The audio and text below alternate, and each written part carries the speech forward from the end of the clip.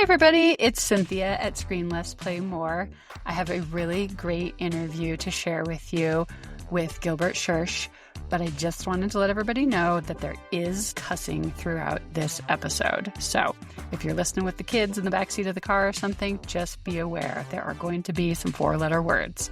So on to our episode.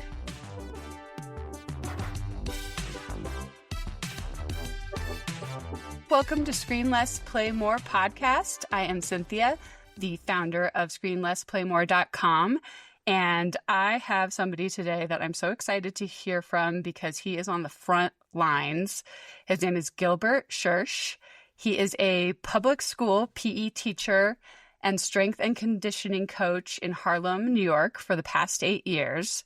And this is my favorite bio I have ever gotten from anyone. It says, he's the writer of the Substack Fit to Teach, where he shares stories from inner city public education and muses on the nature of teaching. He can dance and he will party. So welcome, Gilbert. Thanks for having me, Cynthia. So, yeah, there's a lot of professors, researchers, politicians. Everybody's got their opinions on what's going on right now with kids and tech and phones. But you are seriously on the front lines as a high school teacher in Harlem for 8 years. And again, like I was saying, he has a Substack. It's called Fit to Teach. And so I found out about Gilbert because he wrote an essay called My School Banned Phones for the Year. Here's What Happened. And Jonathan Haidt highlighted it, and that's how I saw it. And so first of all, I'm just wondering, what made you want to teach in Harlem? Oh, man. Money. That's why we're all going to teach in Harlem. That's why we like teaching, yes. I say that tongue in cheek, but I kind of, it's a joke, but it's also not a joke from the sense of, I knew I wanted to teach. Okay. I love working with teenagers. I like working with kids. But I sunk $50,000 into a master's degree, right? Mm-hmm. Got a nice haul of college debt. And then you learn very quickly as a PE teacher, all those nice suburban jobs are very much taken. Oh, interesting. Like you gotta knife an old man to get an opening, right? And then a million resumes flood in, and then the typical response is, well, you have no experience, so you can't get this job anyway. And so that was basically the only job opening that there was when I took the job, right? So I live in Connecticut. I commute into the job. It's an hour 20 commute every day. I was at the school. Like I walked in, I was like, oh, there are no windows here. Whoa. Well, all right. Walked into the interview. It was a decent interview, but it was also like middle of August, and I pretty much picked up pretty quickly. I've got 2 thumbs and an NYC physical education certificate. I've got this job. Okay. You know, they needed a warm body. Okay. Well, but you've survived. I mean, I think those places, more than survived. Yeah. Those people, a lot of those jobs, the students chew you up and spit you out, and you have to prove that you can get their trust and that you're somebody that they can count on. And it sounds like you have, and you're thriving. It's been a great. It's probably my favorite story about myself. Not to pat myself on the back too much, but that school has an 80% turnover rate for teachers over 4 years. So I've seen 2 batches of teachers come and go. Right, I'm going to go into my 9th year next year. Wow.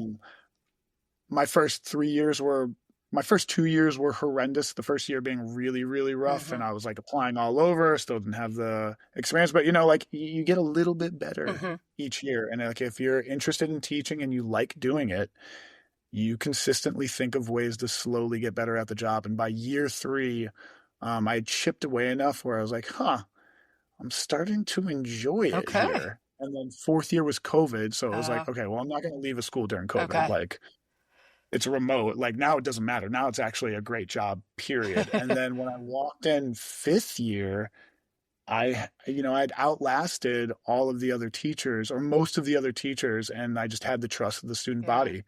And I've just slowly gotten better and better at the job in terms of, I don't know, organizing school tournaments, getting to know the kids, having an after-school weightlifting program, having a health class where we talk about phones and all the social media stuff and mental health. And it's become a very enjoyable experience for me. So I love my school now. That's not how it always was. It's been a wild ride, and I looking forward and to continuing it, basically. Great. So Yeah. was there, if you started about, would you say 8 years ago, was there ever a time when you were teaching when kids didn't have phones? No. Okay. No, So, I've always okay. been So dealing you with the got phone. thrown into a rough neighborhood with cell phones, Oh, yeah. and the kids were already on them all the time. So you have a few stories on your Substack about what it was like before you guys banned Oh, yeah. phones. Can you tell us about the fight that happened between two girls that you tried to intercept, and how did phones make the situation worse?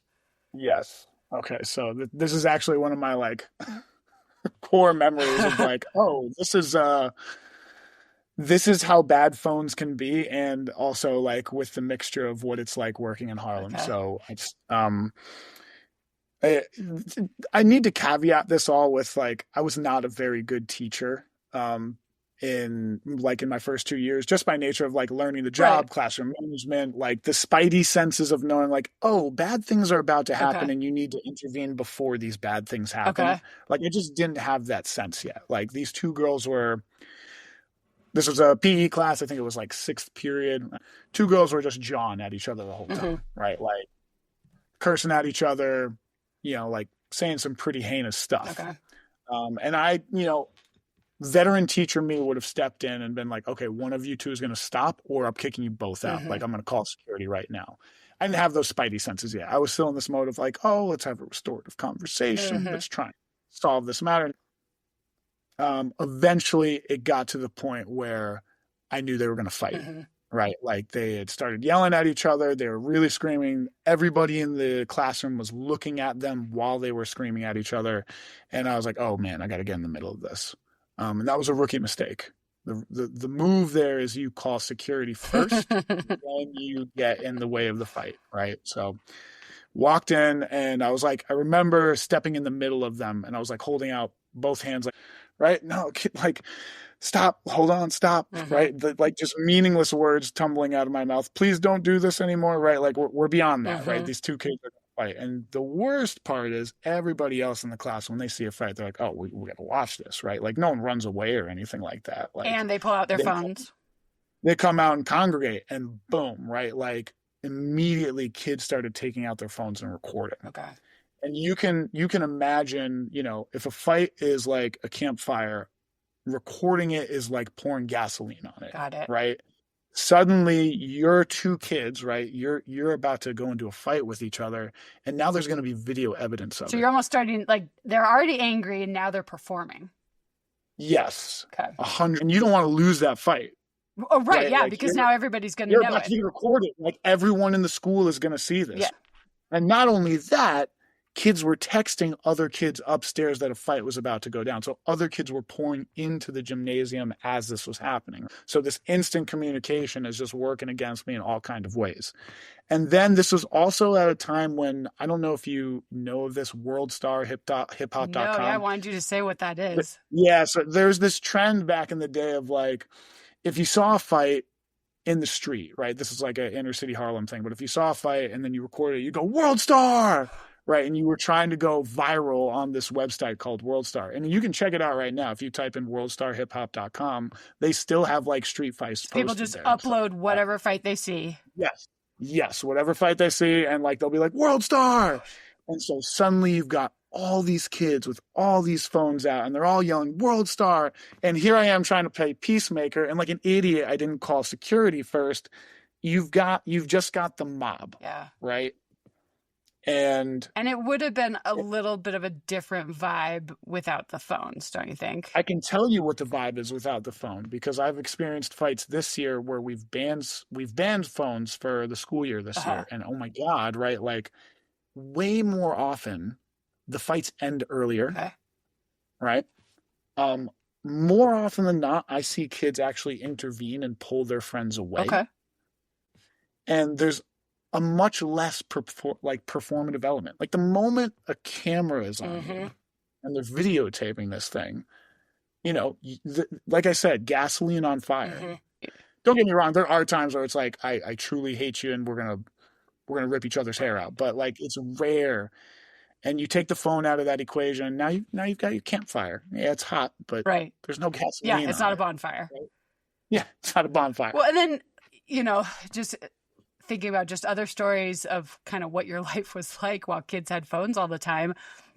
You tell a story on your Substack about one kid who just would not participate in your PE class. And he's just like lying there, and you're sort of like, is he dead? Like, he's just staring at his phone like a heroin addict. Like, can you explain what that was like when Yeah, and you're trying to get kids to just pay any sort of attention?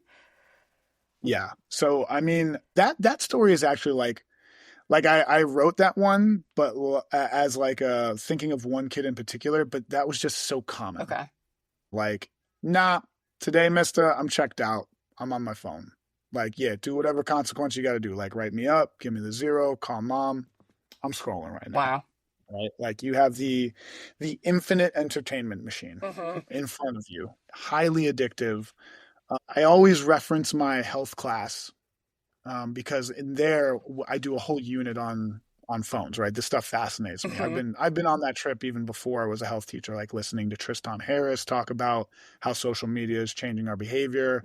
Been a big fan of Jonathan Haidt before he jumped on the anxious generation train. Like Okay. I read Coddling the American Mind, and even in there were sections about how social media is becoming a problem with this, Mm-hmm. right? Like morphing our way of thinking about things. But that addiction piece is huge. Like even yesterday, this is so crazy to me. One of my favorite kids that I've ever taught. He was salutatorian of his class. He was a full-time weightlifter kid with me, right? So he comes to my after-school program. He spent an extra 3 to 4 hours after school with me, Tuesday through Fridays. He became one of these kids that I mentored, right? There's a bunch of kids I teach, but there's a couple kids I mentor. And I always knew he had a cell phone problem. Mm-hmm. And we talked about it a lot. But yesterday he came to visit the school. We were having this little weightlifting banquet. Graduated? What's he up? has already graduated? Yes, this is a graduate, Okay. right? So now he's in summertime right now. And, he doesn't have anyone telling him what to do, Mm-hmm. right? Like there's no teachers or professors giving him work or telling him what to do. And I check his screen time. I'm like, dude, it says 19 hours. Wow. How is this possible? Yeah. Like, Like, when do you sleep? if you sleep 8 hours, like, he's like, yeah, like fall asleep with it next to me. And then I checked his weekly average. Like, it wasn't just like a 1 day off thing. It was like 17, 19, 21, 20. Wow. And like, this is a salutatorian. Yeah. How is that right? possible? Like, when does he ever study? Is he just that smart? He's not that smart. Well, so I should caveat this by saying, right, like we're public school, but we definitely are on the lower end of academics, right? But it's like that kid passed because he always tried. He always took advantage of all the extra credit that we would give, and he never caused a problem in our classes, right? Okay. Like you can get away with a lot in our school if you just don't mess with the teachers. But dude, like I remember just talking to him, like, is this the life you want? Mm-hmm. Like, do you want to experience life through 2-inch by 4-inch lit screen? Mm-hmm. Like, have you asked a girl out in college? What's going on? Like, and he's one of these kids who's definitely, I love him to death, but he's definitely still working on insecurities. He's like not super confident and he's working on it. Mm-hmm. I was like telling you, if you have anxiety, if you are feeling nervous when you're asking a girl out, like I guarantee you, spending 19 hours on your phone isn't helping your situation right now. Well, and you did in one of your articles that the average screen time when you ask kids to look at their phones is 11 hours. That's the average. Not uncommon. Not uncommon. And you said like the quote is, well, what else is there to do? Is that kind of the common ethos of kids at that school? Yeah. It's kind of like me in video games when I was a teenager. Like, I love playing Halo. What are you talking about, mom and dad? But the difference was Halo wasn't in my pocket. Yeah. Like, yeah. Here's another weird one. I was just at a school dance. I was a chaperone for one of the school dances there, and all these seniors got to dance with other schools with other seniors, right? DJ's going, and it's a bizarre thing watching kids perform for their cameras. The self-facing camera at the school dance is like the main thing that they're dancing So with. they're not dancing with each other. They are. I don't want to take away this from them. Okay. Like, they're having a good time. Okay. Right? Like, but if a song comes on that everyone knows, like let's say for me it would be like Miley Cyrus, Party in the USA, Okay. Rock On. Let's do it, right? Let's say Miley Cyrus comes on. Everybody that I know knows the words. Normally, right, when I was at a school dance, when I was in high school, we circle up and we sing it to each other, right? We're doing all our moves, we're being goofy, probably awkwardly sexual. Now one kid will hold a camera in front of them with their arms stretched out, right? The self-facing camera. And the group of friends will be all behind them performing for the camera, singing the song that they know. You're not singing to each other anymore. You're still together, but you're singing for the camera. You're still having fun, but now you're performing for this like Snapchat audience or Instagram story audience that you're not actually seeing there at the party. You're just like, look, everybody, me and my friends are having a great time. I think that the kids are so used to it that it's second nature, or do you think like the kid who's at the dance who feels pretty awkward, that doesn't really feel like they're very good at dancing, are they like, oh my gosh, I hope they don't catch me on the camera because that's going to be on TikTok and I look like an idiot dancing? Or is it so commonplace that it's almost like people that have a reality show going that they forget that the cameras are there and it's not a source of anxiety? Both, right? So the kids who are outgoing love the camera. Okay. Right, but the kids who are not outgoing, guess what? They're not dancing. Okay. Don't even think about dancing because you will be taped. I don't know if the taping part is the part that bothers them, right? I don't want to project too much onto the phone in terms of like it is the basis of all evil. Like phones have their uses. But I do have a problem with the kid. Like, so one of my favorite kids was at this dance. I always end up dealing with the introverts, right? The introverts by nature become my best weightlifters, right? Because it's a very individual sport, right? But I worry a lot about boys asking out a girl face to face. And like one of my favorite weightlifters at this dance, he stayed in the corner and he was watching cat videos. Like he didn't even bother trying to get out there. He was like, no, that's not happening. And you know, there's a part of me that's like, okay, if you're confidently saying, no, I'm not dancing. Right. That's not me. I don't care. I don't like it. No. But it's another thing if I can tell you're insecure, but you kind of want to. Right? Like, there's a couple pretty girls out on the dance floor from another school. I wonder what it's like to talk to them. No way am I taking that risk, and cat videos. Well, I mean, you talk about that. You have a whole really beautiful essay about a kid that you mentor that came back after graduation, and he was, you know, saying that he had gone running with this girl, and you're just trying to say like, come on, man, you got to ask her out. And, you know, he's got a lazy eye. And so he's a little self-conscious about that. But you said in your essay, 2 thoughts struck me at the same time. One was an upsetting stat. Something like 40% of men under the age of 24 had never asked a girl out face to face.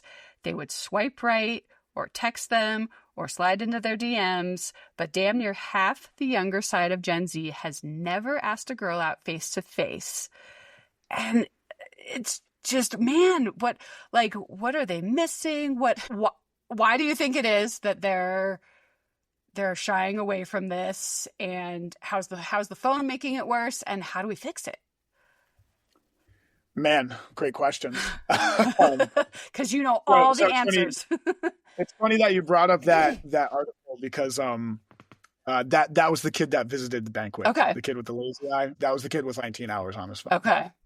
And I like, you know, I'm a bro with him kind of like once I graduate, I kind of like shed the like I'm your teacher and I'm like, I'm gonna be your friend and razz you about this. I'm gonna be like, your big brother.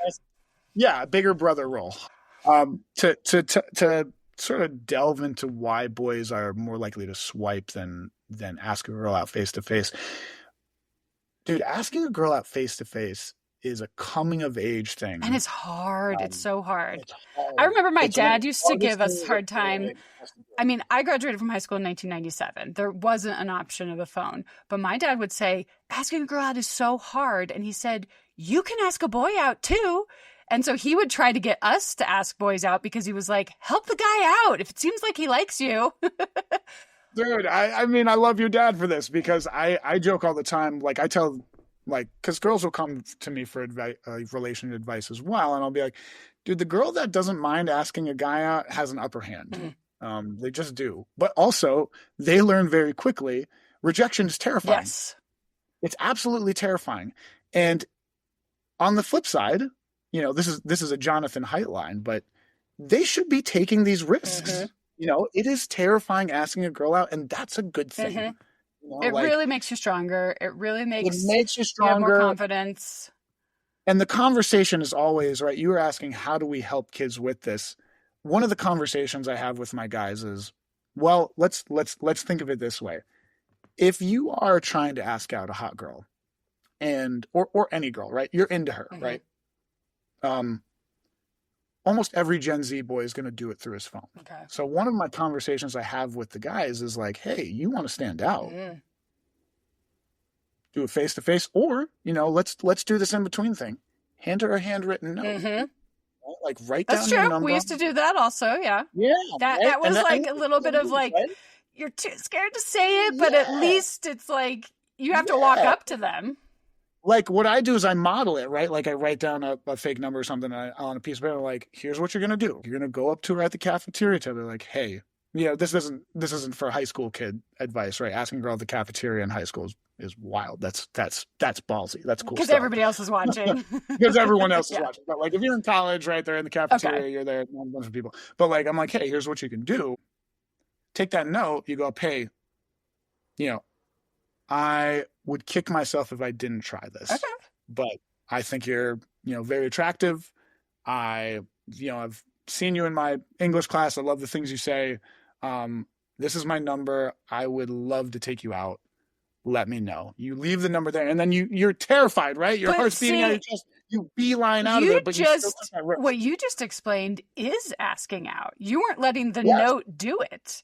So yes, absolutely. So the thing is the note the crutch, or could you really seriously walk up and be like, "Hey, wanted you to have this," and then the note, the note says, "Would you like to go out?"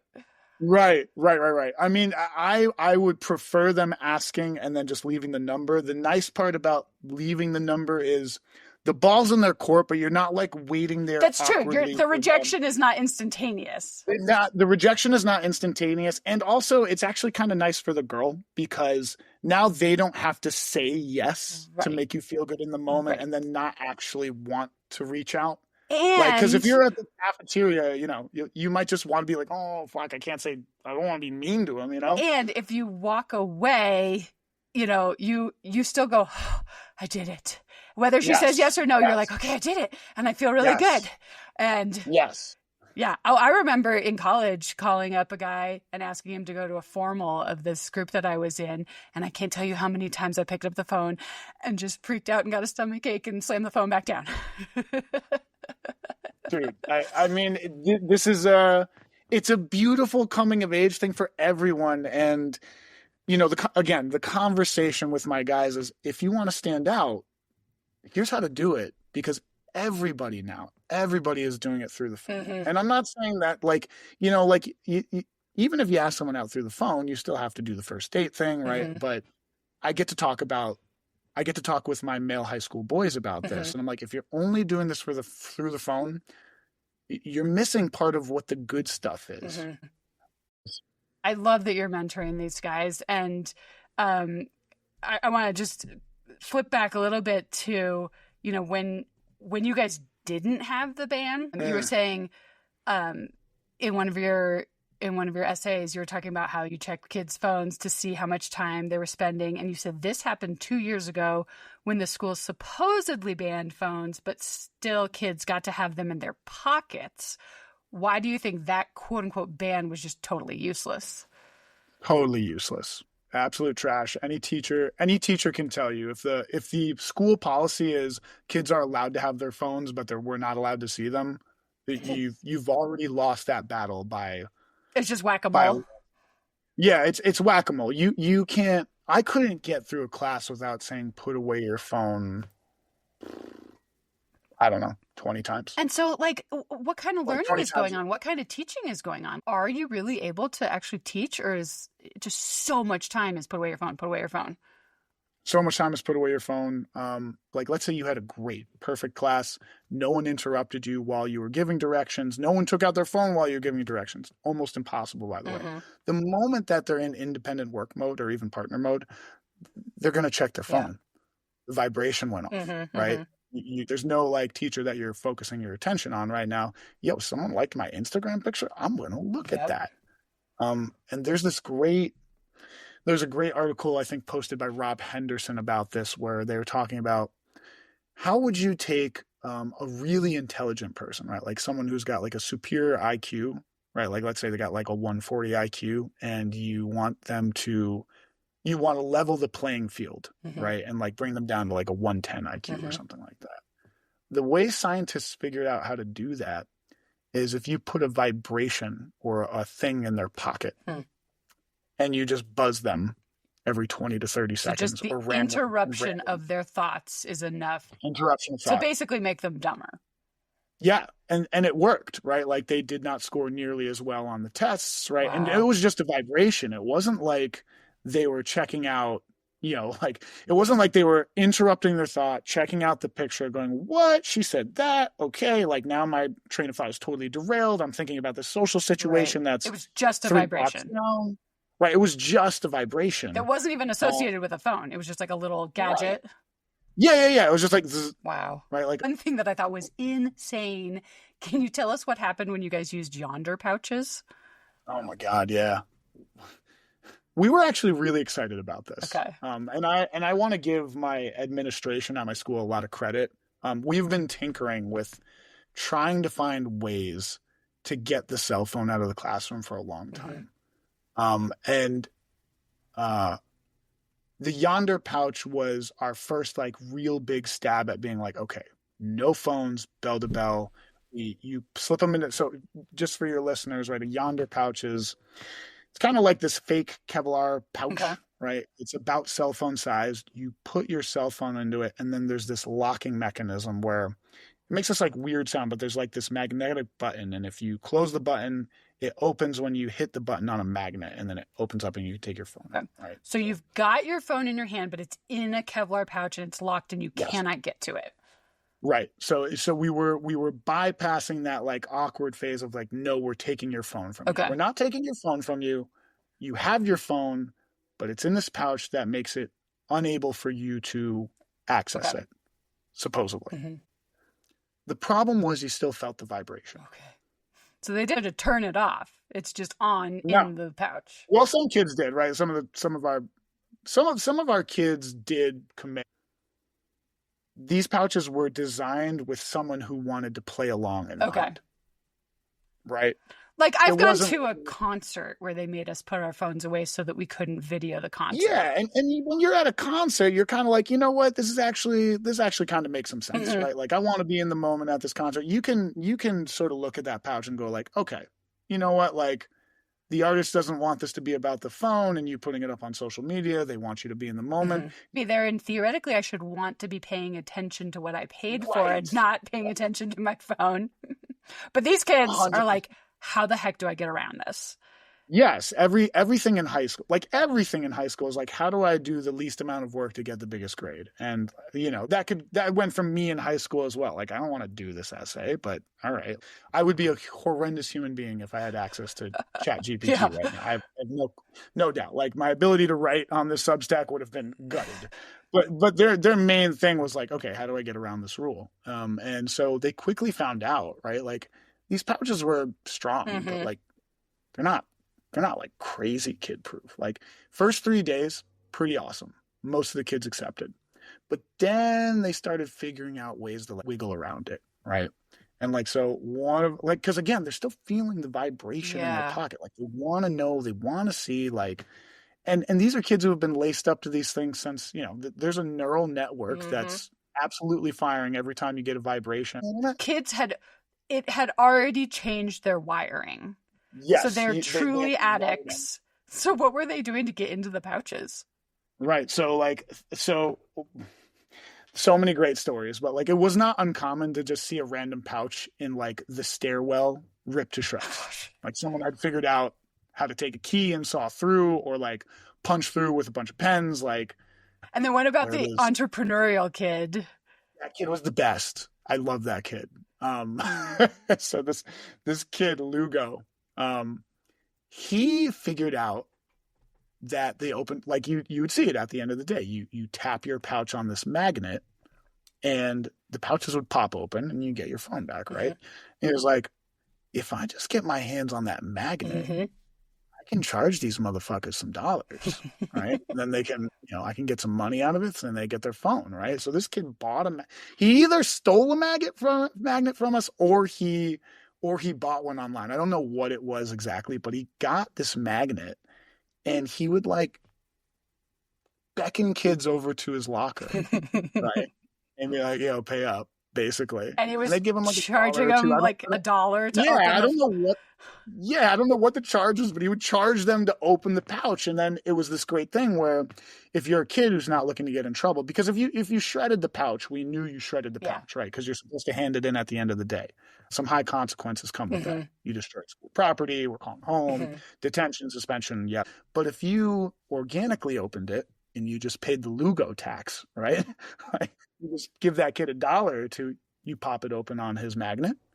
Now you open up your pouch, you have your phone throughout the day, and then right at the end of school, you put it back in the pouch, lock it again, and then you go to the school magnet and pop it open. Oh, man. So it was worthless. So what's the difference with your band now? How do you guys do it now?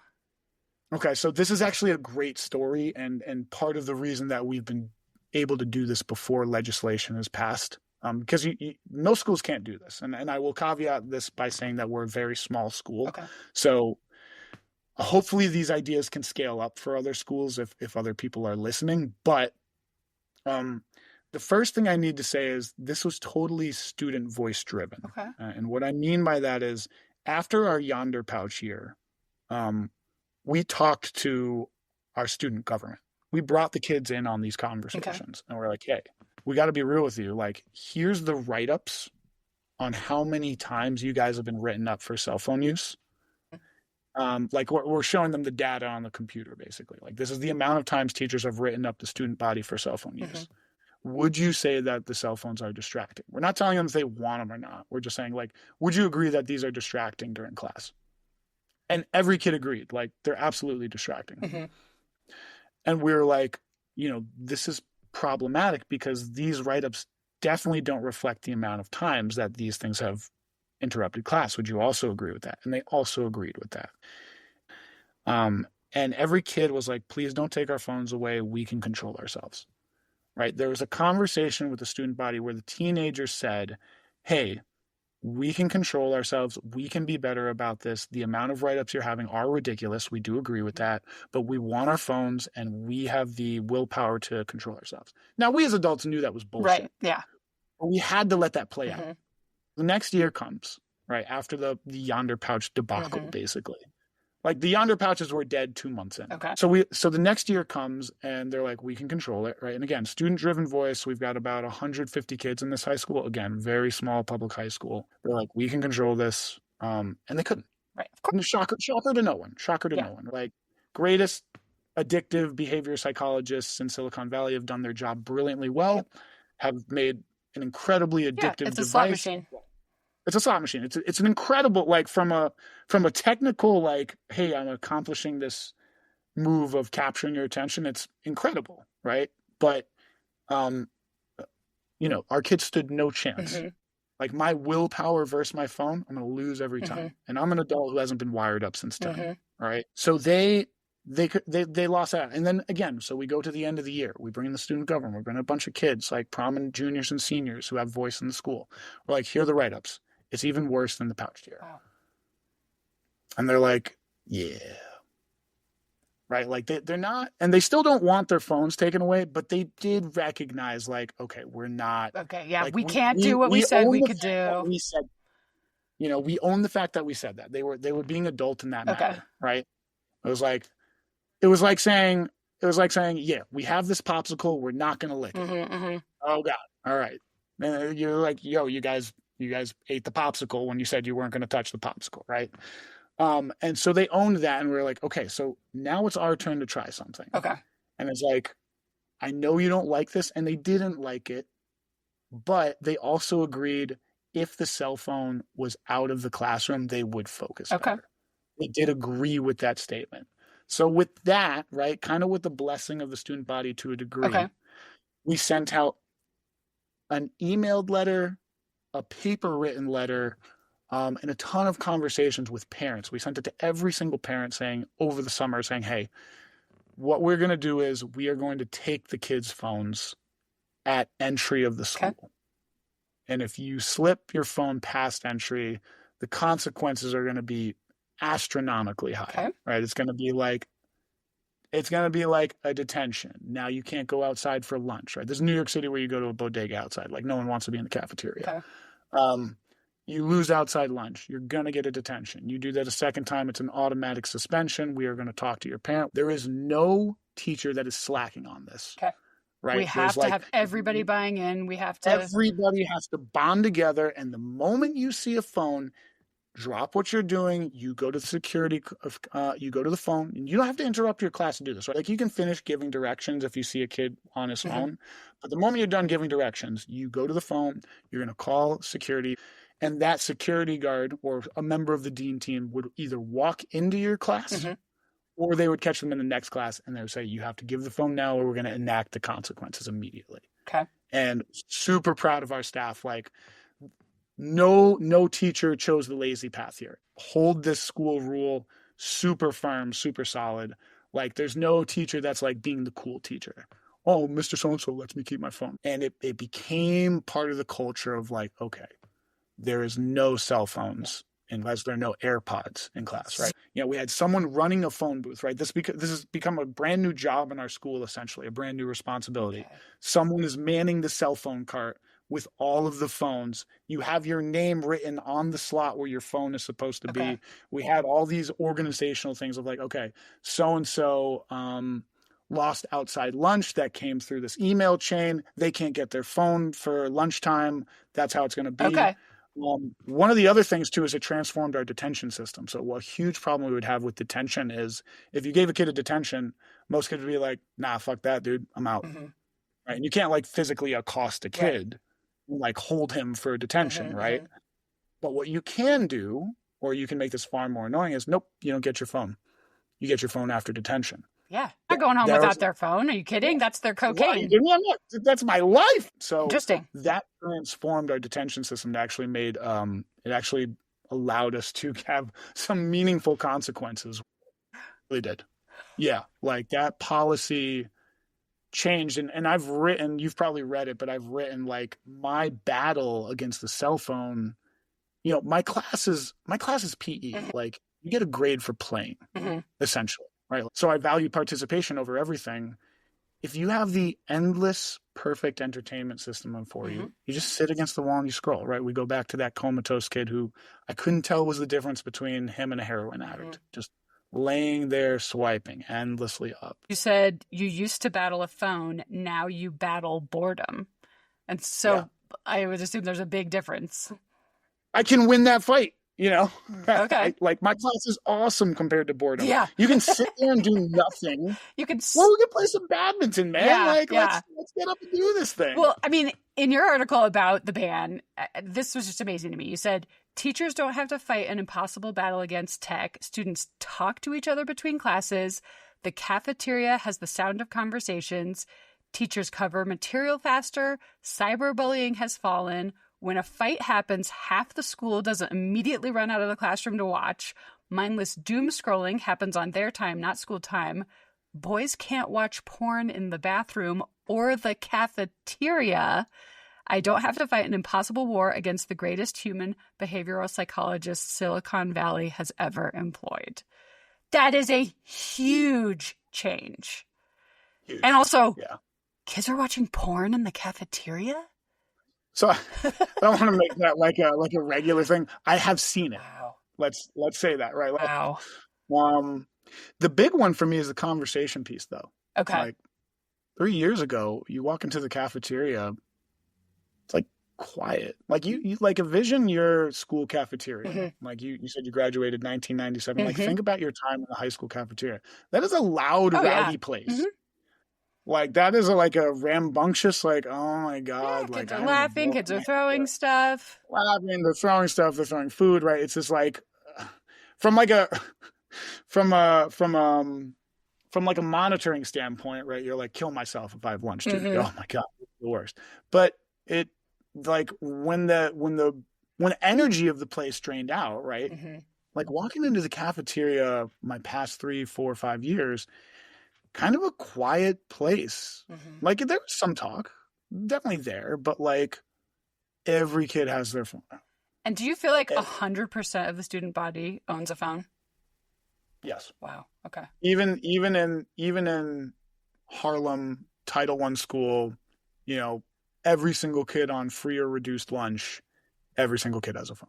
You don't operate as a kid in today's society without a phone Mm-hmm. anymore. You're a kid in America, you've got a phone. Yeah. Well, and then, in terms of, you're on the front line, you're seeing absolutely everything. And you said in your essay, bring on the phone-free school legislation. You wouldn't let your kids smoke cigarettes in your class, so why are we letting them consume electronic brain cocaine? Make it statewide, make it nationwide. Teachers need it, but the kids need it more. And I mean, do you kind of wish that these people in control of legislature would have to come and sit through a day or, just see what it's really like in a school with phones? Do you think that would change their minds? I Let me put it this way. It was really surprising to me that article went viral. Okay.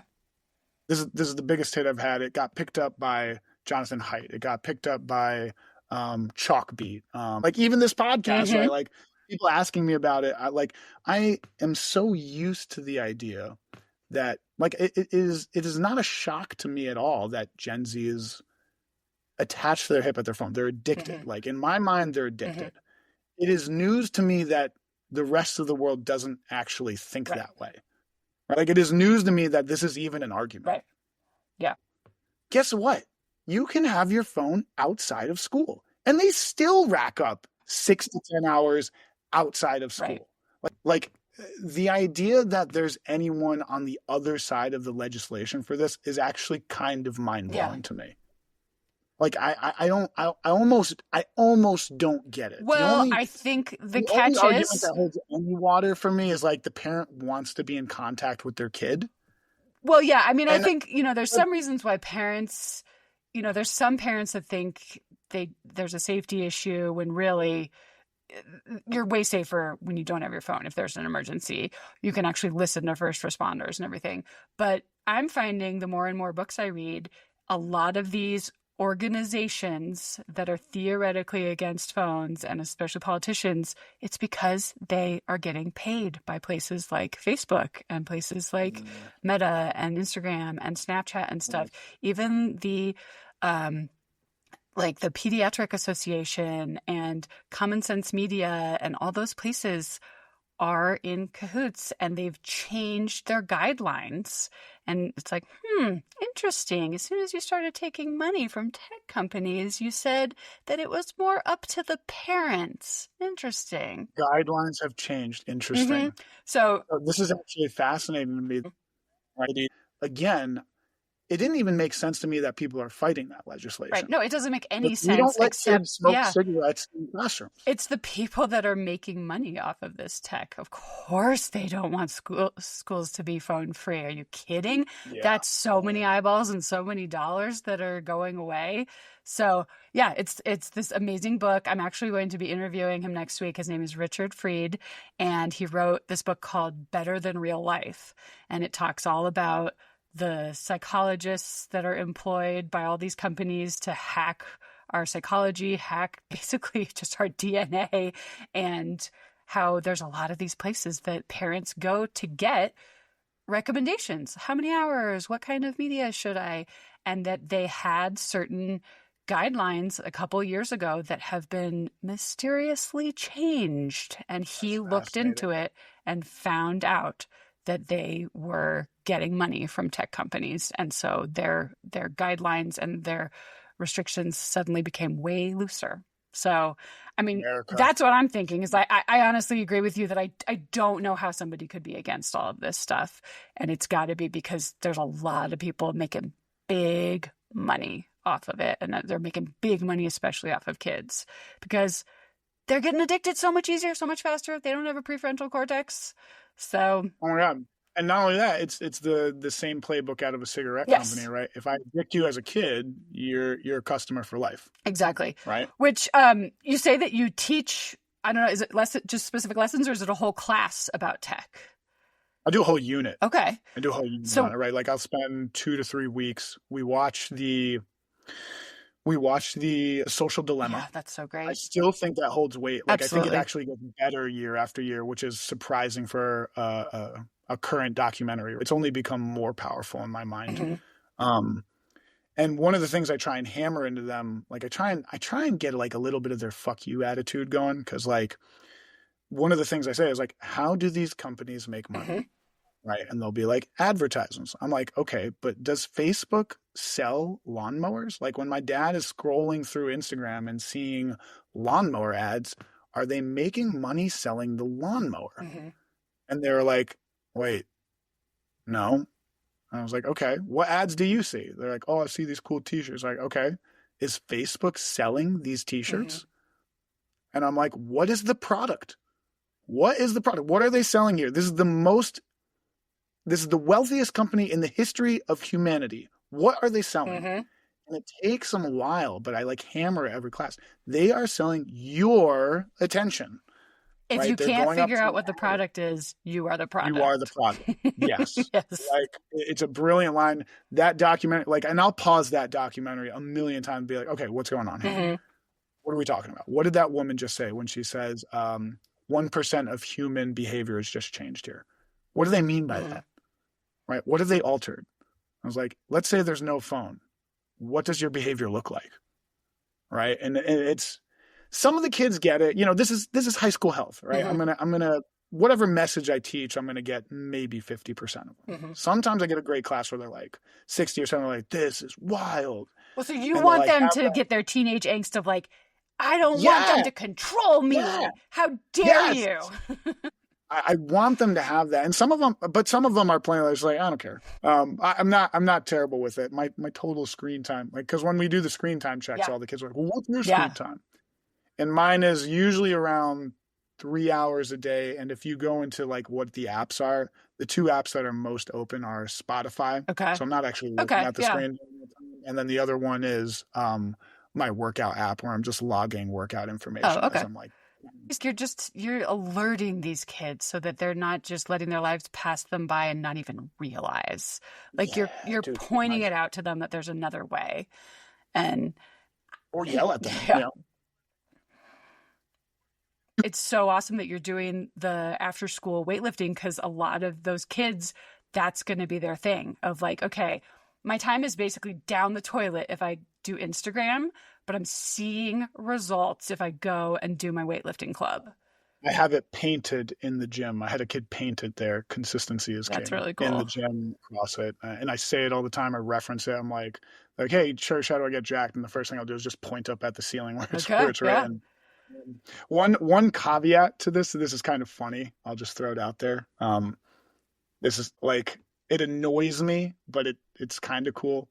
I've actually had a lot more girls come to the after school weightlifting program because of TikTok. Okay. Right. Big booty fitness influencer type stuff. Right. The question is always the same. Yo, Schuerch, how do I get a bigger butt? Okay. Like that's essentially what it is. And it's kind of like someone being like, yo, I'm smoking a lot of these cigarettes. How do I continue to like, how do I better while I'm smoking? Like I want to look better, but still smoke a lot. Right? Like, I want to post. How do I run a marathon while being a chain smoker? Right. That's like, it's kind of that. And I'm like, okay, I gotta like twist this into a positive frame of like they stepped into the gym, so it gives me an opportunity to talk to them about this. Like, but you're saying yes, we can. It's because they're looking at all the Instagram and TikTok there's models. A ton of like, you know, like for all the terrible shit that it's done, one of the few positives in my mind is like girls look at a lot of Well, this is terrible and great. It's like, girls compare themselves image Mm-hmm. wise to what they see on social media Mm-hmm. all the time. Right. And that's been a huge cause for depression, anxiety, and stuff like that going through the roof. But then there's this ocean of fitness influencer content that it's not necessarily right. Like some of it's like fucking horrendous, right? Like Mm-hmm. just drink, lemon squeezed Right. water and you'll lose Right. weight. Yeah. Like Jesus. But on the flip side, if it gets them to step through the doors of a gym, which was, let's be honest, it's a male dominated Mm-hmm. environment. But enough girls have watched this stuff that they're like, no, no, no, I see this girl lifting weights and she's got this body that I want. Mm-hmm. And I see that she's putting in the work every day to do it. I want to start putting in that work. I know Schuerch does a lot of bodybuilding, weightlifting stuff. I wonder what he knows about Mm-hmm. it. I actually picked up a lot more girls in the past couple of years because of that. And this is good for me. Yeah, so they got there for not great reasons, but you're hoping to Right. hold them there for the really good reasons. Right, right. And my joke with them now is like, guys, I'm 33 now. Like, the reason I work out, yeah, I want to look good, but this is so I don't get sad. So, kind of related to, you talking about growing up. The last question I always ask everybody Right. is because, part of this puzzle is let's get kids off of screens. Let's get them out there in the world more. Let's get them some more independence, some responsibility. So what's a memory that you have from childhood about something that you got to do by yourself? Whether you're a teenager or a kid and you just thought, oh my gosh, my parents are not here. This is awesome. Oh, interesting. I have an adult one and a kid Okay. one. And the kid one we kind of discussed, which this was really cool, but the gym was my thing. Okay. No one told me to do it. Mm-hmm. Like I bought books on it. I like read about it. I was fascinated by how to put on some muscle. Mm-hmm. There was no class for it. I was going to the gym. Mm-hmm. Like there was no after school program for this. Yeah. Right. Like it was totally an immersive, like, okay, this guy does this. And like, then he says, eat that amount. Like I was toying with my nutrition. I was emphasizing sleep more. And this was in a time like before TikTok fitness influencer. Like this was not a popular decision. Like kids were like, yo, you want this? Like, and of course, like any teenager, I was doing it way too much. Like, yo, you want this piece of birthday cake? I'm like, nah, bro, I'm eating healthy. Okay. And they're like, you're really not going to have the birthday cake, dude? And I'm like, nah. And like now I've obviously like, I'm like, okay, yeah, give me the birthday cake. But it was this cool exploration of like, this is something I'm doing for me. Okay. And no one was telling me to do it. And that was like something really cool. And then the adult version of this is this Substack that I'm writing. Which is again, right? Like I'm not doing this for a job. I am, I'm a teacher who that one of the main frustrations I have with my life right now is I love teaching. But you can't buy a Porsche when you teach. Right. Love to teach. I'd like a Porsche, right? These two ideas. And then someone was like, you like to write though, or you have an English major, like, and I was talking about like making some sort of social media following focused on teaching because people are interested in what we have to say. Someone gave me the Substack idea. I've been producing an article once a week, every single Wednesday for about 2.5 years now. Good for you, because really, it's not hard to get your butt in the chair. I mean, it's not. No, sorry, it's not easy to get your butt in the chair. Like even better, right? Like I've got this commute. I've got this hour 20 commute on a train. I was like, how do I make this meaningful? Because I'm adding up the time, and I'm like, I'm sitting here scrolling, and then I would put it away and I would like read.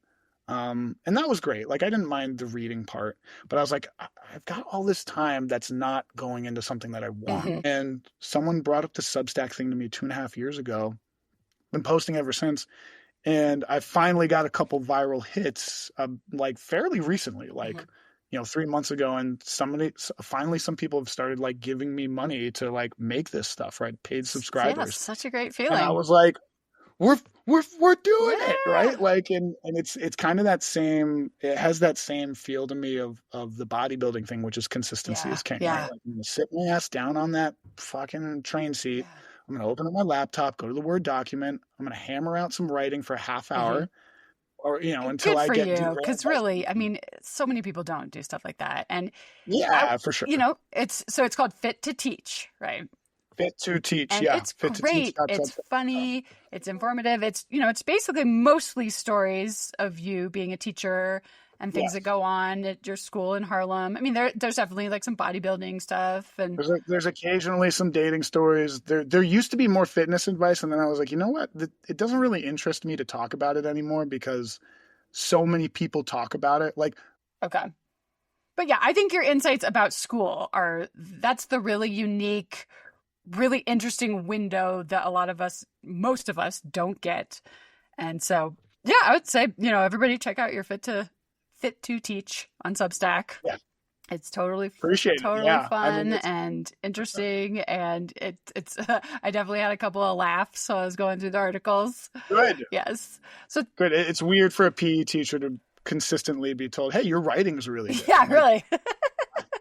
I'm a knuckle dragger, guys. Like, most of my time picking things up and putting them down. It's really cool when people say that to me. I'm glad you're getting some laughs out of it. Well, thank you for being here. Thank you for doing this. It's just so nice to hear like what it's like on the front lines. So, and you are, this is the first time we've met, but I can tell you've got a knack for this. Like, this is a very warm conversation. This felt great talking about it. You've created a great environment through our screens, unfortunately. Yeah. but through the screen, it's been wonderful having this conversation, and thank you for having me on. Absolutely. Thank you for listening to Screen Less, Play More podcast. If you like what you hear, please tell your friends, and please rate and review us on YouTube or Spotify or Apple, wherever you listen. That really helps other people find us and helps us get the word out. A special thanks to WJD, who does all of our IT, and Neil Penninger, who composed our theme music. Please also check out screenlessplaymore.com for research about kids and tech, some ideas on getting kids outside playing and away from screens, book recommendations, and so much more.